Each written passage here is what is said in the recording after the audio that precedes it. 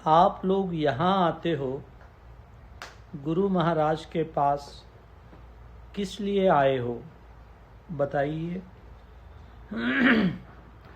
आम तौर पर यही कहा जाता है, भगवान को पाने के लिए। गुरु कृपा से हम भगवान को पा लेंगे। यह भी सही नहीं है। क्यों? क्योंकि हम सबों ने भगवान को पाया हुआ है। सब के सब ने पाया हुआ है। हम अज्ञानता से सोचते हैं कि हमने भगवान को पाना है। गुरु महाराज बताते हैं कि भगवान को पाना नहीं है, पाया हुआ है। खाली इस भूल को दूर करने के लिए गुरु महाराज के पास जाते हैं। भगवान तो किसी देवलोक या कहीं और दूसरे लोक से नहीं आना है। उस भूल को दूर करने के लिए गुरु महाराज के पास जाते हैं। गुरु महाराज के पास जाते हैं। गुरु महाराज ये जानते हैं, शिष्य नहीं जानता। गुरु महाराज इस भ्रम को दूर करते हैं। भगवान को पाया क्या हुआ? तेरा असली अपना आप है। तू द्वैत में पड़ा हुआ है। संसार में दो नाम की चीज नहीं है। जहाँ दो नाम की चीज होती है वहाँ भूल होती है। जो भी साधना करते हो या ध्यान करते हो कि जो साधना कर रहे हो वो भगवान हमारे अंदर हैं। अगर बाहर वाले भगवान को पाने की कोशिश करोगे तो बहुत समय लगेगा। राम नाम की महिमा, सो पंडित जो मन पर बोध है, राम नाम आत्म में शोध है। आत्मा राम नाम लेती है तो वो समझता है कि मैं अपनी आत्मा का नाम ले रहा हूँ। अकाल स्थिति हमारे अंतरंग में है। सतगुरु कौन होते हैं? जैसे आँखों के डॉक्टर होते हैं।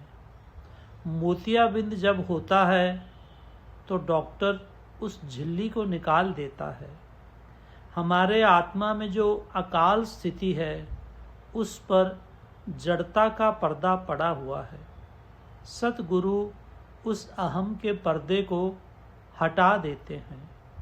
गुरु का काम मोतियाबिंद को हटाना है। नानक सब संसार को हुआ मोतियाबिंद।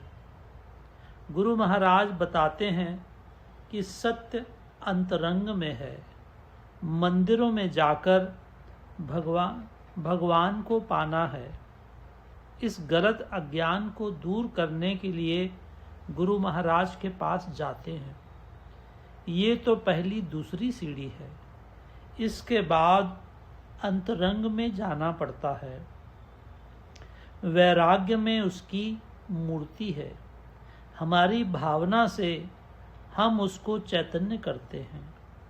सारी उम्र उसी के ऊपर रहना ठीक नहीं है।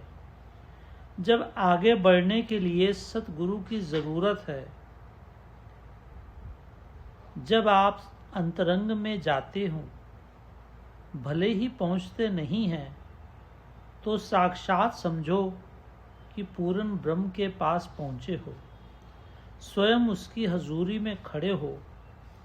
कितना भारी प्रभाव पड़ता है।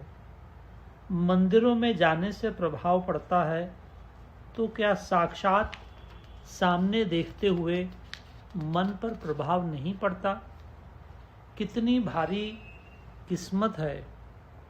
अंतरंग में जाना, भगवान को पाने के लिए बाहर मुखी होने की जरूरत नहीं।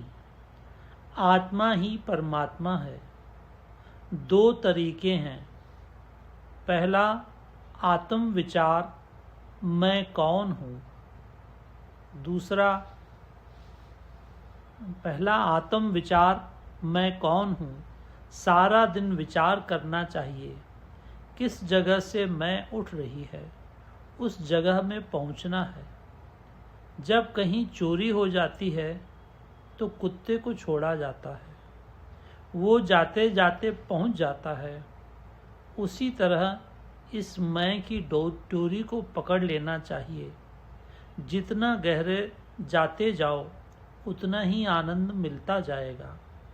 वहाँ पहुंचकर हमने टिक जाना है। आगे वाला फिर अपना काम करेगा। आप जितनी देर टिके रहेंगे कितना सुंदर लगता है। यदि वासनाएं हैं तो उठाकर उसको बाहर फेंक दो। मैं की डोरी को पकड़कर मंजिल तक पहुंचना है। जो दो चीज़ों के बगैर ध्यान करेगा वो बुनियाद की दीवार खड़ी कर रहा है।